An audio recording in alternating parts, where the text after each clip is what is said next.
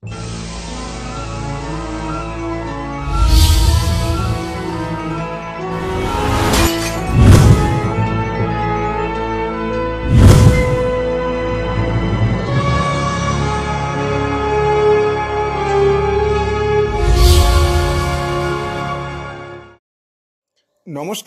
আপনারা দেখছেন কড়া খবর।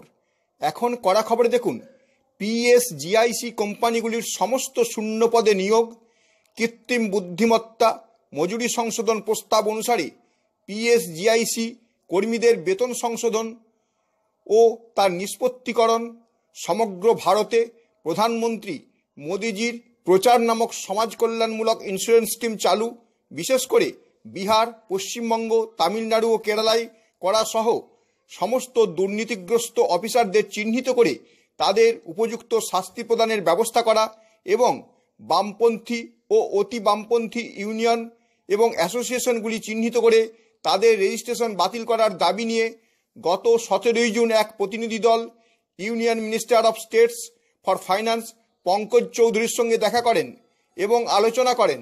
প্রতিনিধি দলে ছিলেন Bharatiya Mazdoor Sangh, joint forum general insurance Ramesh Haldar, general insurance NFGIE এর সর্বভারতীয় সভাপতি পিএস বাজপাই, এনএফজিআইই এর সর্বভারতীয় অর্গানাইজিং সেক্রেটারি একে আজিজ, ইস্টার্ন জোনাল সেক্রেটারি এনএফজিআইই এ রঞ্জন সাহা, চেয়ারম্যান সাময়িক সৃজন বিএমএস সুনীল বিশ্বাস, অল ইন্ডিয়া প্রেসিডেন্ট সাময়িক সৃজন বিএমএস হিমাদ্রি ভট্টাচার্য এবং অর্গানাইজিং সেক্রেটারি সাময়িক সৃজন বিএমএস সুমিত মিনা।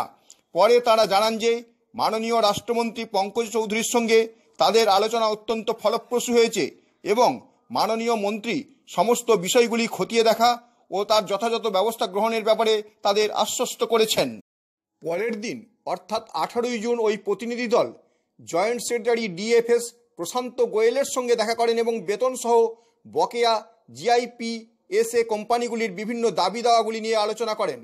তারা এদিন জিআইপিএস কোম্পানিগুলির কর্মীদের দীর্ঘদিনের বকেয়া বেতন সংশোধন এর বৈধ দাবিগুলি জয়েন্ট সেক্রেটারি ডিএফএস প্রশান্ত গোয়েলের কাছে তুলে ধরেন।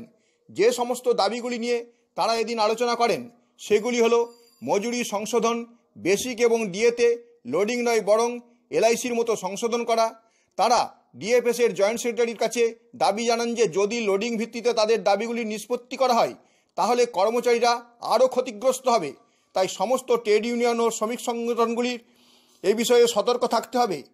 তারা ডব্লিউআর নিষ্পত্তির আগে অবিলম্বে ফ্যামিলি পেনশন 30% এবং এনপিএস কন্ট্রিবিউশন 14% ঘোষণা করার দাবি জানান, যেটাতে ইতিমধ্যেই সম্মতি মিলেছে, যাতে করে পারিবারিক পেনশনধারীরা অবিলম্বে উপকৃত হবেন। দলটি জিআইপিএস এর কোম্পানিগুলির পুনরুজ্জীবনের জন্য অবিলম্বে ডেভেলপমেন্ট অফিসার এবং এক্সিকিউটিভ অফিসার নিয়োগের দাবি জানান। ডক্টর গোয়েলজি এই প্রকৃত দাবির সঙ্গে সহমত পোষণ করেন এবং এ বিষয়ে গুরুত্ব সহকারে দেখার আশ্বাসও দিয়েছেন। তাঁরা পেনশন সংশোধনের পাশাপাশি মজুরি সংশোধনেরও দাবি করেছেন। এটিও খতিয়ে দেখার আশ্বাস দেওয়া হয়েছে। টিমটি 25 জুনের মধ্যে সংশোধনের ঘোষণা করার দাবি জানিয়েছেন, কেননা সংসদের অধিবেশন শুরু হয়ে গেলে তা আরও বিলম্বিত হতে পারে। পরের দিন বিএমএস অনুমোদিত ইউনিয়ন ও সমিতি কল্যাণ সমিতির দল জিআইপিএসে সহসভাপতি শ্রীমতী শিলা ত্রিপাঠীর সাথে বিভিন্ন বিষয় নিয়ে সাক্ষাৎ করেছে, যেমন এলআইসি অনুসারে জিআইপিএসে কোম্পানির কর্মচারীদের দীর্ঘ প্রতীক্ষিত মজুরি সংশোধনের তাৎক্ষণিক নিষ্পত্তি।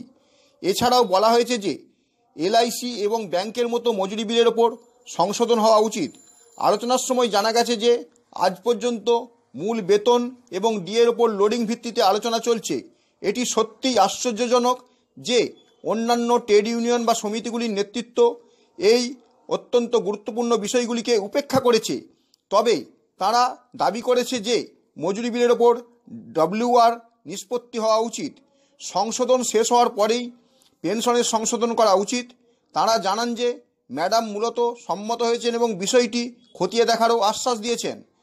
প্রশাসন থেকে ম্যানেজার ডি এবং অফিস ইনচার্জ পদে রূপান্তরিত এওডিকে কোম্পানির শর্তাবলী সাপেক্ষে ব্যবসায়িক সহযোগীদের অফার করার জন্য দেওয়া হবে। এই বিষয়ে টিম অনেক ইতিবাচক দিক তুলে ধরেছে। তারা আনন্দের সাথে জানাতে চাই যে এই বিষয়টি জিআইপিএসএ কোম্পানিগুলির পরবর্তী সভায় উত্থাপন করা হবে। সকল কোম্পানিতে গ্রুপ ডি ক্যাডারের পদ, সাবস্টাফ এবং সাবস্টাফ ব্যতীত পূর্ণকালীন ঝাড়ুদার অবিলম্বে নিয়োগ, বিভিন্ন দিক নিয়েও আলোচনা করা হয়েছে এবং শীঘ্রই জিআইপিএসএ কোম্পানিগুলির সাথে বৈঠকে আলোচনার আশ্বাস দেওয়া হয়েছে।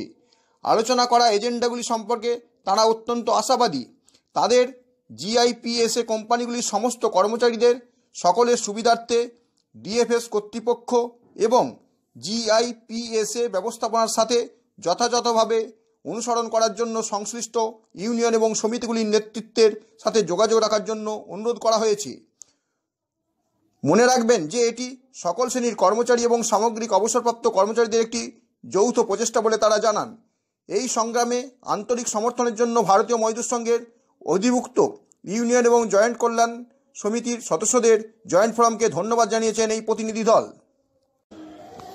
আপনি কি আপনার খবর সরাসরি সম্প্রচার করতে চান অথবা আপনার এলাকার খবর দেখাতে চান?